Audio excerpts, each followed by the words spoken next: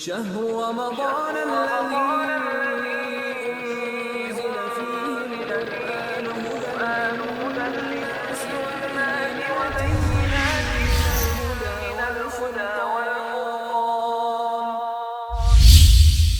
Nah, perhatikan yang masih di belakang, silahkan mendekat supaya suaranya lebih jelas. Ya.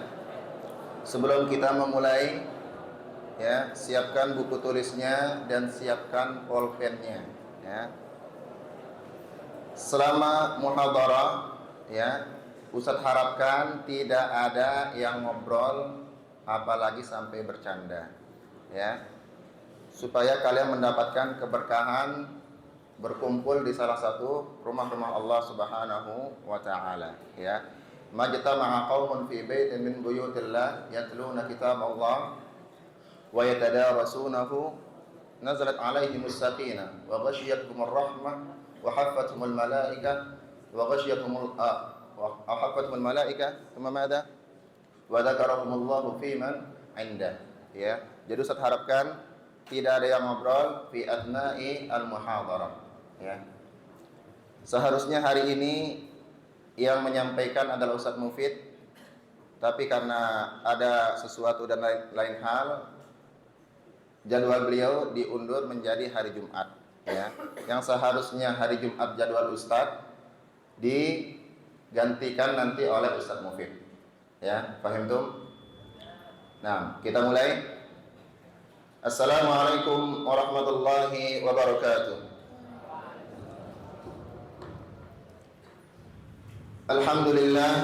Alhamdulillahilladzi hadana lihada wa ma kunna linahtadiya laula an hadana Allah. Asyhadu an la ilaha illallah wahdahu la syarika lah wa asyhadu anna Muhammadan 'abduhu wa rasuluhu la nabiyya wa la rasula ba'dah. Qala Allah ta'ala fi kitabihil karim, ya ayyuhalladzina amanu kutiba 'alaikumus shiyam kama kutiba 'alal ladzina min qablikum la'allakum tattaqun. Para santri sekalian yang dirahmati oleh Allah Subhanahu wa taala, insyaallah pada hari ini kita akan melanjutkan kembali dari pembahasan yang kita sampaikan kemarin, yaitu tentang mufsidatu as-siyami, yaitu tentang pembatal puasa, ya. Jadi siapkan pulpennya, siapkan buku tulisnya, karena nanti ketika di akhir muhadharah akan Ustadz panggil 2 orang seperti biasa, ya, untuk menjawab pertanyaan dari Ustadz. Dan pertanyaan ini dikhususkan dan diutamakan bagi mereka yang mencatat, ya, diutamakan bagi mereka yang mencatat.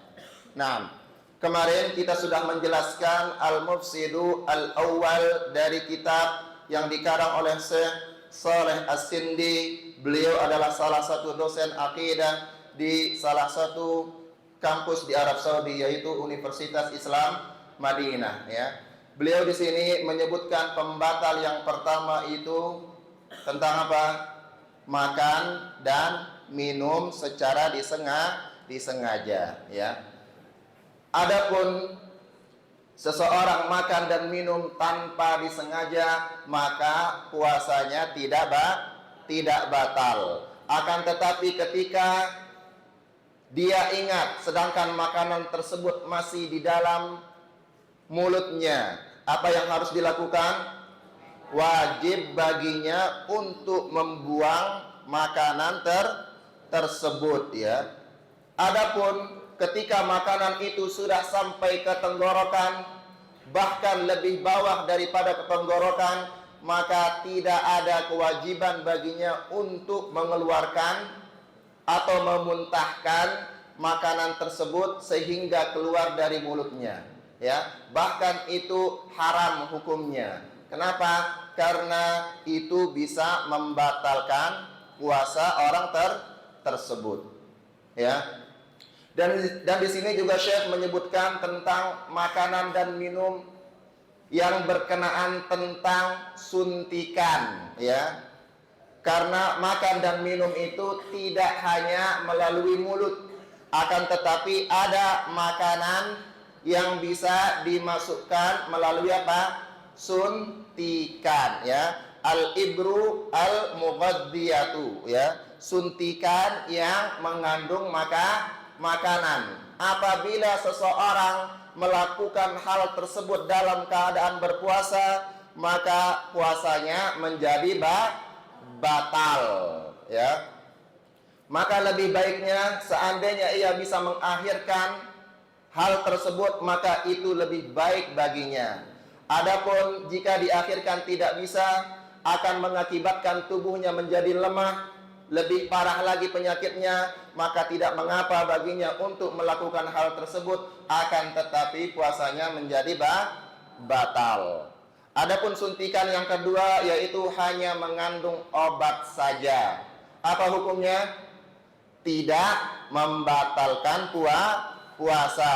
Akan tetapi, ya, lebih baiknya dia itu mengakhiri suntikan tersebut sampai datangnya waktu berbuka, ya, karena itu lebih aman dan lebih kehati-hatian untuk dirinya sendiri.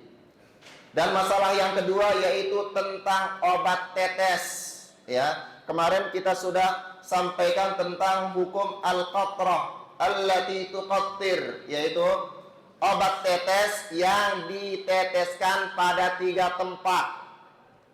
Apa saja? Syekh di sini membagi menjadi 2. Ada obat tetes yang dilakukan di hidung, ada obat tetes yang dilakukan di mata dan di telinga. Ya, adapun obat tetes yang dilakukan di hidung itu membatalkan puasa. Kenapa? Syekh di sini menyebutkan li'annal anfa manfadhun mu'tadun ilal jawfi, ya. Karena saluran yang ada di dalam hidung ini terdapat saluran yang biasa dilalui oleh saluran makanan sampai ke lambung. Artinya apa? Maka puasa orang tersebut menjadi batal. Adapun obat tetes yang dilakukan di telinga dan di mata itu tidak membatalkan puasa. Kenapa? Karena saluran yang terdapat di keduanya itu tidak langsung menyambung dengan saluran makanan, ya. Jadi apabila seseorang melakukan meneteskan air mata, ya, meneteskan ke matanya atau ke telinganya, maka itu tidak membatalkan puasa, akan tetapi lebih baik baginya itu dilakukan ketika sudah berbuka. Paham sampai sini? Paham sampai sini? Nah, adapun al-mufsidu ats-tsani, pembatal yang kedua, yaitu tentang al-jima'. Yaitu apa? Al-jima', berhubungan suami istri pada siang hari, ya. Haram bagi sepasang suami istri untuk menggauli istrinya atau suaminya dari terbitnya fajar sampai terbenamnya matahari. Di sini Syekh mengatakan sawaun akana fi qubulin au kana fi duburin. Baik itu dilakukan melalui depan maupun melalui belakang, ya. Wala syakka annahu muharramun fi kulli halin, ya. Perhatikan, Allah Subhanahu wa ta'ala mengharamkan sepasang suami istri untuk melakukan hubungan suami istri melalui saluran belakang. Ya, diharamkan oleh Allah Subhanahu wa ta'ala. Apa hikmah dari pengharaman tersebut? Karena seperti yang kita ketahui, saluran lubang di belakang itu adalah tempat keluarnya kotoran yang mana kotoran tersebut sangat menjijikkan. Bahkan sang pemiliknya saja tidak mau melihat bahkan mencium kotoran tersebut. Sahih? Nah, itu menandakan saking jijiknya, saking kotornya tempat tersebut. Yang kedua, kenapa diharamkan? Karena hal tersebut ya sudah diteliti oleh ilmuwan, banyak terjadi penyakit AIDS karena berhubungan melalui belakang. Ya, ini edukasi untuk kalian semua. Ya, ini edukasi untuk kalian semua. Jadi sangat bahaya sekali dampaknya bagi sepasang suami istri untuk melakukan hubungan dari belakang.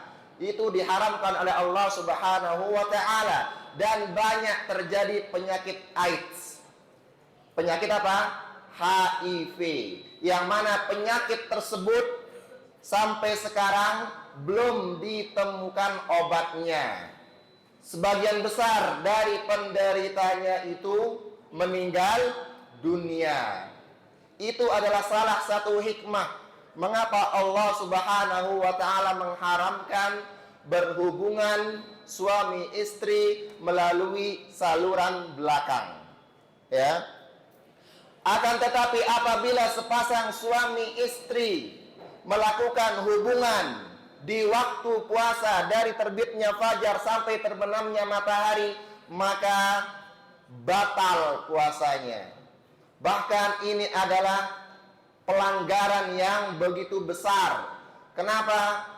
Pertama, membatalkan puasanya.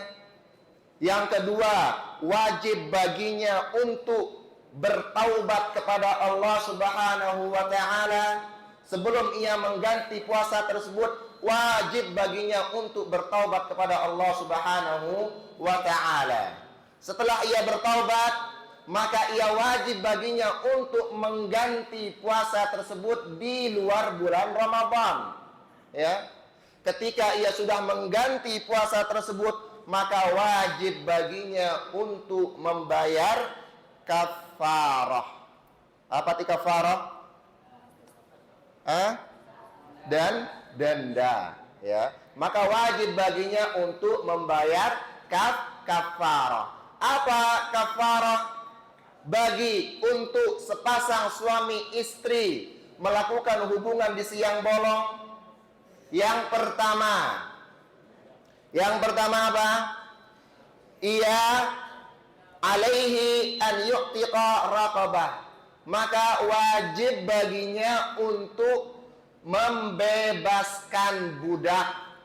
Ya. Akan tetapi di zaman kita sekarang ini sudah tidak ada budak, ya, sudah tidak ada perbudakan lagi. Maka pilihan yang pertama atau kewajiban yang pertama terhapus. Kembali atau berlanjut ke urutan yang kedua, yaitu apa? Puasa selama 60 hari. Ya. Jadi ini bukan ikhtiari, bukan pilihan, akan tetapi secara tertib, ya. Kalau kita lihat dari ketiga ini, yang paling gampang untuk dilaksanakan apa? Pertama, membebaskan budak. Kalau tidak bisa, puasa Ramadan, puasa 60 hari. Kalau tidak bisa, memberi makan 60 fakir miskin. Mana yang paling mudah? Memberikan makan. Akan tetapi para ulama sepakat di sini bukan ikhtiari, ya, bukan pilihan, akan tetapi alat tartibi. Apa makna alat tartib? Berurutan, ya. Zaman kita sekarang sudah tidak ada perbudakan, maka lanjut ke bagian berikutnya, yaitu puasa selama 60 hari secara berturut-turut. Jika dia sudah berpuasa selama 15 hari, tiba-tiba di hari ke-16 puasanya batal tanpa udzur syar'i, maka wajib baginya untuk mengulangi puasa tersebut dari awal. Ya, ini adalah ganjaran hukuman bagi mereka yang melakukan pasangan suami istri di waktu puasa. Ya, kecuali misalkan ia sudah puasa 5 hari, akan tetapi di hari ke-6 ia sakit. Di hari ke-6 misalkan datang Idul Adha atau Idul Fitri, maka tidak mengapa baginya untuk membatalkan puasa tersebut atau tidak berpuasa, akan tetapi wajib baginya untuk melanjutkan puasanya ketika tanggal 2 Syawal atau ketika dia sudah sembuh.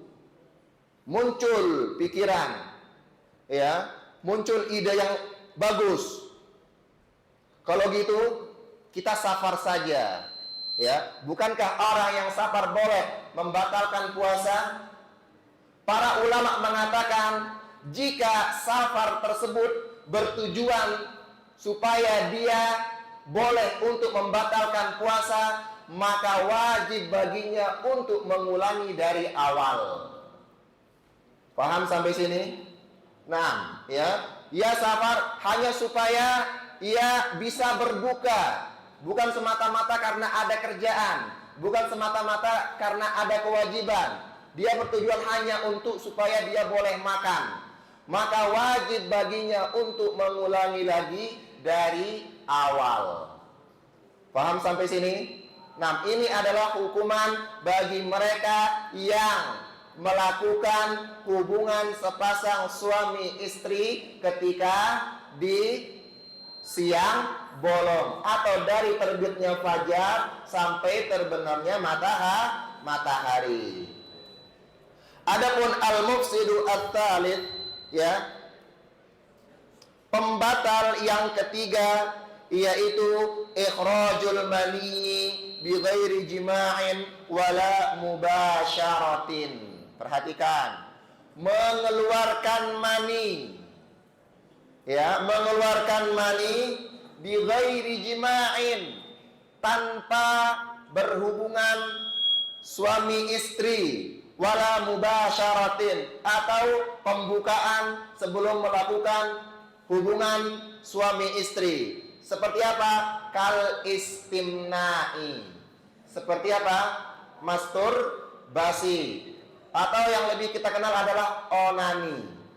Ya, apa hukum bagi orang tersebut ketika ia berpuasa? Apakah batal puasanya atau tidak? Kita lihat penjelasan dari sang penulis. Fal istimna'u muharramun fi ghairi siyami. Sesungguhnya onani itu diharamkan di luar bulan Ramadan, ya. Wa huwa fi halis siyami asyad, apalagi dilakukan di bulan Ramadan itu lebih tegas lagi pengharamannya. Di luar Ramadan saja diharamkan untuk mengeluarkan mani secara disengaja, apalagi di bulan Ramadan. Artinya apa? Maka puasa orang tersebut menjadi batal, ya. Wa yajibu fihi al-qada' ma'a taubati ila Allah. Maka wajib baginya untuk mengqadha, mengganti puasa tersebut di hari berikutnya disertai dengan taubat kepada Allah Subhanahu wa ta'ala. Wa madza 'anil muhtalim? Lalu bagaimana dengan orang yang mimpi basah? Apakah puasanya batal atau tidak? Bi annama fi ramadhana fil laili fastayqadha ba'da al-fajr aw nama fil nahar fahtalama hal yufsidu shaumahu aw la. Misalkan seseorang ketika di malam hari si fulan tidur, tiba-tiba datang waktu subuh, Allahu Akbar. Ketika ia bangun, ia mendapati celananya dalam keadaan basah, ya. Atau ketika dia tidur di siang hari, mendengar suara azan asar, Pas ia bangun, ia mendapati celananya basah dan ada cairan yang agak kental, agak apa namanya? Lengket. Ya, itu menandakan apa? Dia sudah mimpi basah. Apakah puasanya batal? Al-jawabu la yufsidu saumahu. Tidak membatalkan puasanya. Sebagaimana firman Allah Subhanahu wa taala, "Rabbana la tu'akhidna in nasina aw akhtana." Ya Allah, janganlah Engkau menghukum kami ketika kami lupa dan berbuat kesalahan, ya. Dan di firman Allah juga, la yukallifullahu nafsan illa wus'aha. Allah tidak membebani hambanya di luar dari kemampuannya, ya.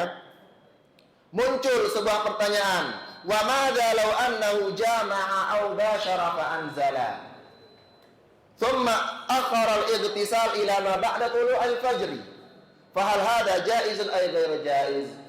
Misalkan sepasang suami istri melakukan hubungan pada malam harinya, terus ia tidur. Ketika ia bangun, berkumandang azan subuh, dan ia belum melakukan mandi junub. Apakah puasa orang tersebut sah? Apakah ada puasa bagi orang tersebut di hari esok atau di hari itu? Syekh di sini menjawab, na'am, jaizun, ya. Falahu an yu'akhir al-igtisal ila ma ba'da tulu'il fajri. Misalkan juga ada mimpi basah, ketika ia bangun 5 menit lagi azan subuh. Mana yang harus didahulukan? Mandi dulu atau sahur dulu? Sahur dulu, ya. Yang namanya sahur tidak bisa diundur, akan tetapi yang namanya mandi junub bisa diundur. Jadi puasa orang yang mengakhirkan mandi junub, puasanya apa? Sah.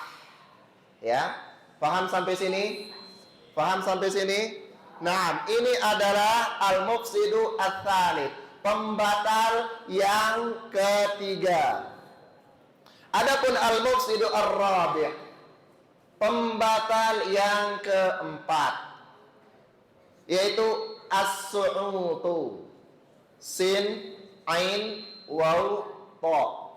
As-su'ud. Ma ma'na as-su'ud? Yakni hadzal ladzi yusammihi al-'ammatu an-nushuq, alladzi yakunu fihi isti'atu bil anfi ila al-jawf. Ya, yaitu sesuatu yang dimasukkan atau yang disemprotkan melalui hidung. Ya, mungkin yang masyhur di kita seperti inhaler. Tahu inhaler? Yang biasa digunakan untuk orang yang punya penyakit sinus. Ya. Inhaler yang di wa hadza lahu ashkalun muta'addidah wa huwa mufattirun. Perbuatan tersebut menjadi batal. Kenapa? Karena seperti yang kita sampaikan tadi, karena ada saluran di dalam hidung ini, saluran yang biasa dilalui oleh saluran makanan. Ya. Sampai-sampai ada sebuah kisah, ya. Ada seorang sahabat yang saking miskinnya, yang saking fakirnya, tidak ada harta sedikit pun baginya untuk membeli makanan. Dengan hanya mencium makanan saja, perutnya sudah menjadi kenyang. Ya. Hanya dengan mencium makanan, perutnya menjadi kenyang. Ya. Karena seperti yang kita ketahui, yang seperti yang kita jelaskan tadi, karena ada di saluran yang ada di dalam hidung ini, saluran yang biasa dilewati oleh saluran makanan. Ya. Ini adalah al-mufsidu ar-rabi', ya, pembatal yang keempat, yaitu as-su'utu. Ya. Yang kelima al-mufsidu al-khamis, yaitu at-taqayyu. Mana at-taqayyu? Muntah dengan disengaja. Ya. Syekh di sini menyebutkan, ya, muntah dengan disengaja itu membatalkan puasa. Baik dia dengan cara memasukkan jarinya ke dalam mulutnya supaya mengeluarkan apa yang ada di dalam tenggorokan atau bahkan di dalam perutnya untuk dikeluarkan. Maka itu bisa membatalkan puasa. Bahkan sang penulis juga di sini menyebutkan, apabila seseorang sudah tahu dirinya tidak bisa melihat gambar-gambar yang jijik, gambar-gambar yang jorok, kalau ia memperhatikan gambar tersebut, ia akan muntah. Ya. Lalu ia sengaja melihat gambar tersebut atau melihat kotoran tersebut supaya ia muntah. Ketika ia melihat, dia pantengin, dia lihat, terus dia mengeluarkan muntah, maka itu sudah membatalkan puasa. Ya. Kalau dia tahu dirinya melihat gambar yang jijik, yang jorok, kalau dilihat terus akan membuatnya muntah, tapi itu dilakukan ketika ia berpuasa, maka puasanya menjadi batal. Paham tum? Naam. Adapun orang yang muntah secara tidak disengaja, misalkan ia tidak bisa melihat darah, ya, ia tidak bisa melihat darah. Tiba-tiba ketika ia jalan, ia melihat darah. Kemudian ia mengeluarkan muntahnya secara tidak disengaja. Maka orang seperti ini tidak batal puasanya. Fahim tum? Nah, ini adalah al-mufsidu al-khamis. Yang terakhir, al-mufsidu as-sadis, pembatal yang keenam. Ini adalah pembatal yang terakhir yang ditulis oleh Syekh Saleh As-Sindi, yaitu tentang al-hijamah. Ma mana al-hijamah? Ma mana al-hijamah? Man ya'rif ma mana al-hijamah? Al-hijamah yaitu adalah bekam. Tahu bekam? Naam, al-hijamah. Apakah bekam di siang hari di waktu puasa Ramadan membatalkan puasa orang tersebut? Perhatikan perkataan Syekh di sini. Al-hijamatu ma'rufatun, ya. Bekam sudah ma'ruf, sudah masyhur, ya, sudah terkenal. Wa yakunu fiha ikhrajun lid-dami, yaitu mengeluarkan darah dari tubuh, ya. Wal hijamatu 'ala sahihi min kalami ahli ilmi mufattiratun, ya, wa huwa alladhi ta'udduhu sunnat Nabi sallallahu alaihi wasallam, ya. Bekam menurut sang penulis di sini adalah membatalkan puasa. Ini didukung oleh hadits Nabi sallallahu alaihi wasallam yang berbunyi aftaral hajimu wal mahjumu. Jadi yang batal puasanya bukan yang dibekam saja, akan tetapi orang yang membekam juga puasanya batal. Ya, maka apabila kalian sakit misalkan dan Kalian diharuskan untuk bekam pada saat itu juga. Tidak bisa ditakhir, tidak bisa diundur di waktu berbuka. Maka boleh baginya untuk melakukan hal tersebut, akan tetapi puasanya menjadi batal dan wajib baginya untuk mengqadha puasa tersebut di hari berikutnya. Ya. Akan tetapi apabila hal tersebut bisa diundur ke waktu berbuka, maka itu lebih baik baginya supaya puasanya tidak batal. Ini adalah amalan-amalan yang bisa membatalkan puasa yang ditulis oleh Syekh Profesor Dr. Saleh As-Sindi. Nah, paham tum? Ada pertanyaan? Nah, seperti yang Ustadz katakan tadi, kalau sudah jelas Ustadz akan memberikan 2 orang pertanyaan, yang mana jika mereka bisa menjawab pertanyaan tersebut, maka Ustadz akan memberikan mereka hadiah. Ya, naam.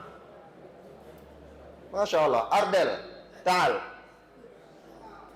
mumtaz. Seperti yang Ustadz katakan, kita utamakan bagi mereka yang mencatat apa yang kita sampaikan hari ini.